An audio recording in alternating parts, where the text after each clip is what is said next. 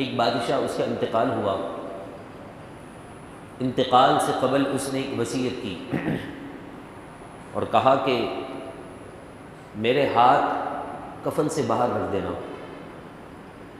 بڑا بادشاہ تھا، سونوں کی اشرفیوں کے سکوں میں، چاندیوں کے جواہرات اور ساری چیزوں میں اس کی زندگی کی صبح و شام ہوتی تھی۔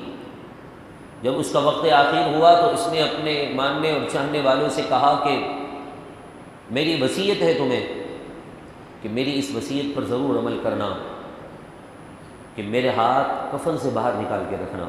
بڑی عجیب وصیت تھی۔ لوگوں نے کہا کہ آپ مسلمانوں کے لیے آئیڈیل ہیں، نیک ہیں، متقی ہیں، سچے عاشق رسول ہیں، آپ شریعت سے ہٹ کر وصیت کیوں کر رہے ہیں؟ تو آپ نے کتنا پیارا پیغام دیا اس بادشاہ نے۔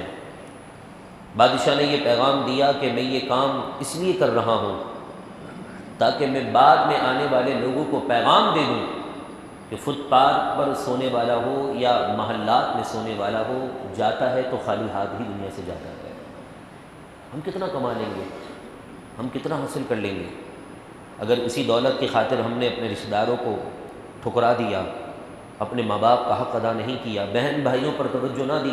کتنے ایسے بھائی بھی ہوتے ہیں جو اپنی بہنوں پر توجہ نہیں دیتے، کتنے ایسے والد بھی ہوتے ہیں جو اپنے بچوں کے دل کے قریب نہیں ہوتے، اور کتنے خاندان کے بچے ہمارے ایسے ہوتے ہیں، بھائی ایسے ہوتے ہیں جو اپنے دیگر رشتہ داروں سے ایسے بدظن ہو جاتے ہیں کہ وہ اپنے دل کی بات ان سے نہیں کر سکتے اور وہ پسند بھی نہیں کرتے۔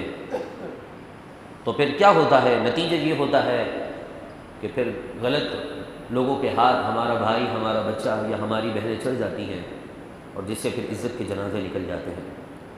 بہتر یہ نہیں ہے کہ آپ اپنے بھائی کو اپنا دوست بنا لیں، آپ اپنی بہن کو جو ہے وہ اپنی بہن سمجھتے ہوئے، ماں کا درجہ دیتے ہوئے اپنی بہنوں سے، اپنے بھائیوں سے دل کی بات شیئر کریں، کیونکہ باہر والا تو باہر والا ہے، گھر والا گھر والا ہے۔ جتنا بھی آپ کا آپ کے گھر والوں کے ساتھ تعلق خراب ہو جائے، لیکن دل میں پھر بھی کہیں نہ کہیں جا کر محبت کا ایک نقطہ ضرور پایا جاتا ہے۔ اس کو آپ تھوڑا سا اور تیار کر دیں، اس نقطے کو بڑھا کر پورے دل پر قبضہ کر لیں اور اسے ہی اپنی محبت کا احساس دلا دیں، تو یقیناً یہ آپ کے لیے بہت اچھا ہوگا۔ ورنہ دیکھیے گا کہ قدر اس وقت ہوتی ہے جب انسان سے وہ نعمت یا وہ چیز دور ہو جاتی ہے۔ آج آپ کے والدین زندہ ہیں، آپ کو اس کے بارے میں کچھ علم نہیں ہے، قدر نہیں ہے۔ جس دن ان کی آنکھ بند ہو جائے گی، اس دن آپ کو احساس ہوگا کہ والد یا والدہ کی نعمت کتنا بڑا اللہ تبارک و تعالیٰ کا انعام تھا۔ آج اللہ نے آپ کو یہ موقع دیا ہے، اپنے والدین کے ساتھ معافی تلافی کا معاملہ کر لیجیے۔ جو آپ کا حق تھا ان پر، اس میں آپ نے کوتاہی کی ہے تو آج ان کے جیتے جی آپ ان سے معافی مانگ لیجئے، ورنہ جو آنے والی مبارک شب ہے 15 شعبان المعظم کی، اس میں اللہ بنو کلب کی بکریاں، یعنی اتنا بڑا ان کا کاروبار تھا کہ میلوں میل تک ان کی بکریاں پھیلی ہوتی تھیں، بنو کلب کی بکریوں کے بالوں کے برابر اللہ مغفرت فرمائے گا گناہ گاروں کی، لیکن والدین کے نافرمان کو نہیں بخشے گا۔ جس نے اپنی ماں کا دل دکھایا ہوگا، جس نے اپنے باپ کو تکلیف دی ہوگی پیسوں کی خاطر، عزت کی خاطر، والد چاہے دھوتی میں ہی کیوں نہ ہو اور اولاد جو ہے وہ اچھے سے 3 پیس سوٹ پہن کر ٹائی کیوں نہ لگا دے، پھر بھی وہ 3 پیس سوٹ پہن کر والد کی دھوتی کے برابر کا مقابلہ نہیں کر سکتی ہے۔ اس کی اس دھوتی کی اس محنت کی وجہ سے آپ کے جسم پر اعلیٰ لباس آیا ہے۔ اور آپ یہ سمجھیں کہ ہمارے والدین بیکورڈ دقیانوسی خیالات کے مالک ہیں، انہیں کیا معلوم دور کہاں چل رہا ہے۔ یہ میری اور آپ کی خام خیالی ہے، ہمیں اپنے آپ کو بدلنا ہوگا۔ جن کے والدین دنیا میں نہیں ان سے جا کر پوچھئے، جن کی بہنیں دنیا میں نہیں ان سے جا کر پوچھئے، جن کی اولاد جوانی کے عالم میں چلی جاتی ہے ان سے جا کر پوچھئے کہ کیفیت کیا بن جاتی ہے۔ ورنہ یاد رکھیے گا، جوان اولاد کے لیے باپ کا، محبت والے باپ کا، ایسی صورت میں کہ کندھے پر والد کو سوار کر کے لے جانا ہو، بڑا ہی سنگین معاملہ ہوتا ہے۔ اور پھر بوڑھا باپ ہو، محبت کرنے والی اولاد ہو، وہ دنیا سے چلی جائے، اپنی اولاد کی وہ والدین قدر نہ کر سکیں اور جوانی میں بچے کا انتقال ہو جائے تو اس بوڑھے باپ کے لیے بڑا ہی دشوار یہ معاملہ ہوتا ہے۔ تو آج اللہ نے موقع دیا ہے، اس چیز کو سمجھ لیجئے، اپنے والدین سے معافی مانگیے، بہن بھائیوں سے معافی مانگیں، پڑوسیوں کے حقوق میں اگر کوتاہی ہو گئی ہو تو ان سے معافی مانگیں۔ آپ یہ نہ سمجھیں کہ آپ کی نمازیں، آپ کی عبادتیں، آپ کے سجدے، آپ کی تلاوت قرآن، آپ کی صلاۃ التسبیح آپ کو بچا لیں گی، رب اپنے حقوق معاف کر دے گا، لیکن جنت میں داخلہ اس وقت تک نہیں ملے گا جب تک مسلمان ایک دوسرے کے حقوق معاف نہیں کریں گے۔ ہم نے تو اپنی بہن کے بچوں کو ایسے ہی در در کی ٹھوکریں کھانے کے لیے چھوڑ دیا، ہم نے اپنے بھائیوں کے بچوں کو در در کی ٹھوکریں کھانے کے لیے چھوڑ دیا، مال و متاع ان کے پاس تھا تو سر پر ہاتھ بھی رکھا، ورنہ ایسے ہی ٹھکرا دیا۔ وہ رب پھر ذو انتقام ہے، انتقام لینے میں سب سے قوت والا ہے۔ پھر جب وہ انتقام لینے پر آتا ہے تو اس کی جب لاٹھی چلتی ہے تو پھر نیک اور بد یہ نہیں دیکھتی، وہ سب کو لے ڈوبتی ہے۔ 40 سیکنڈ کی زمین کے ہلنے نے سینکڑوں لوگوں کو جو ہے جنازے تیار کروا دیے، ہزاروں زخمی ہو گئے، ناتعداد تو غائب ہو چکے ہیں، اب تک ان کی لاشیں نہیں ملی ہیں۔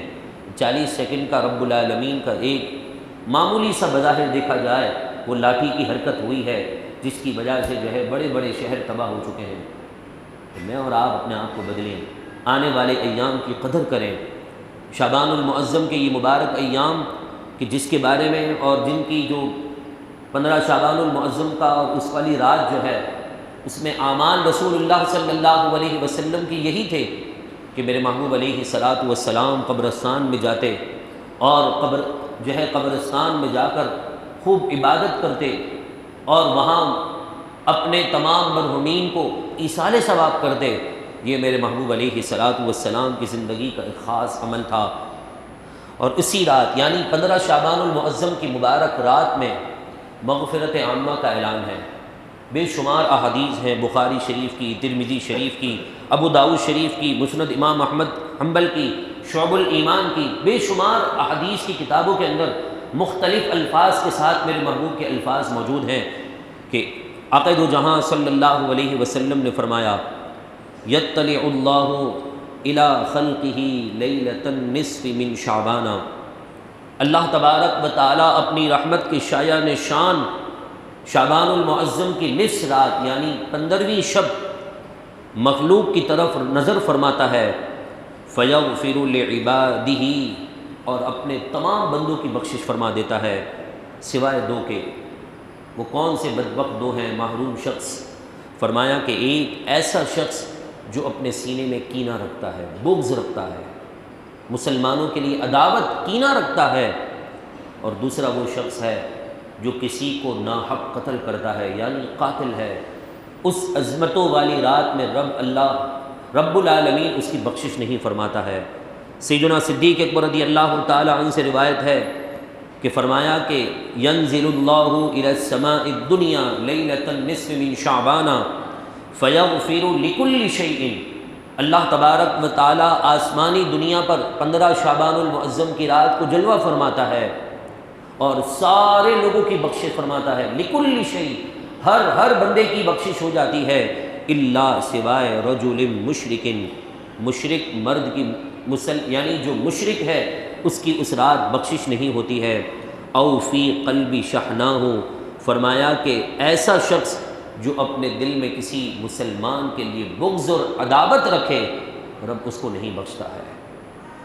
ایسے ہی ایک اور حدیث پاک میں حضرت عثمان بن ابو العاص رضی اللہ تعالی عنہ سے روایت ہے کہ فرماتے ہیں کہ رسول اللہ علیہ الصلاۃ والسلام نے فرمایا جب شعبان المعظم کی 15ویں رات آتی ہے تو ایک پکارنے والا پکارتا ہے کہ حل من سائل فاعطیہ، ہے کوئی سوالی کہ اسے اس کا سوال عطا کر دیا جائے، یعنی جو مانگے وہ مل جائے۔ فلا يسأل احد شيئا الا اعطیہ، جو مانگتا ہے اسے مل جاتا ہے۔ بس چند چیزیں ایسی ہیں یا چند اشخاص ایسے ہیں جنہیں وہ نعمتیں نہیں ملتی ہیں۔ فرمایا الا زانیۃ بفرجہا، جو شخص زنا کرنے والا ہے، زنا زانی عادی زانی یعنی زنا کرنے کی جس کی لت لگ گئی ہو، اللہ تعالیٰ اس زانی کی بخشش نہیں فرماتا، او مشرک، دوسرا فرمایا مشرک کی بخشش اور مغفرت نہیں ہوتی۔ اس کے علاوہ دوسری حدیث پاک میں اللہ کے نبی علیہ الصلاۃ والسلام نے فرمایا کہ اس رات اللہ تعالیٰ مشرک کی یعنی کافر، اپنے سینے میں کینہ رکھنے والا، قطع رحمی کرنے والا یعنی اپنی ذات کی وجہ سے رشتہ داروں سے تعلقات توڑنے والا، تکبر سے کپڑا لٹکا کر چلنے والا یعنی متکبر شخص، والدین کا نافرمان، شراب کا عادی، ان پر رب العالمین نظر رحمت نہیں فرماتا اور ان کی بخشش نہیں فرماتا۔ میں اور آپ غور کر لیں کہ کہیں ایسا تو نہیں کہ ان گناہوں میں کہیں میرا اور آپ کا بھی شمار ہوتا ہو، کہیں بے حیائی، تکبر، غرور، بڑے بول، یہ تو ویسے بھی اللہ کو ناپسند ہے۔ شیطان نے صرف ایک مرتبہ انا کی رٹ لگائی تھی، قیامت کی صبح تک کے لیے مردود ہو چکا ہے۔ تو غرور اور تکبر میں کہیں میں اور آپ مبتلا تو نہیں؟ مال آپ کے پاس ہے، کہیں مال نے آپ کو ہوا میں تو نہیں اڑا دیا؟ آواز آپ کے پاس ہے، کہیں آواز نے آپ کو متکبر تو نہیں بنا دیا؟ خوبصورتی آپ کے پاس ہے، کہیں آپ کی خوبصورتی کی، آپ اپنی خوبصورتی کی وجہ سے کہیں دوسروں کو حقیر تو نہیں سمجھتے؟ تکبر اور بڑے بول اور غرور میں تو مبتلا نہیں ہو گئے؟ اللہ تعالیٰ اس کی اس رات بخشش نہیں فرماتا۔